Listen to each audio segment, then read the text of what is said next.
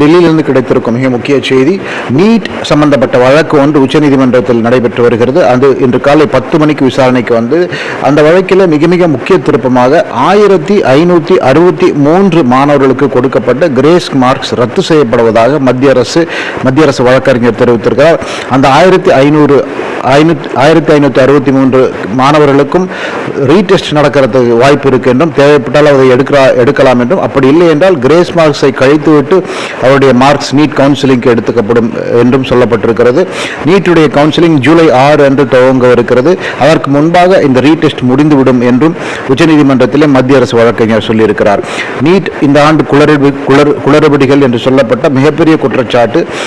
தன்னிச்சையாக 1563 மாணவர்களுக்கு grace marks கொடுத்ததுதான் அது ரத்தாகி இருக்கிறது என்பது இப்போது வந்திருக்கும் மிக முக்கிய செய்தி.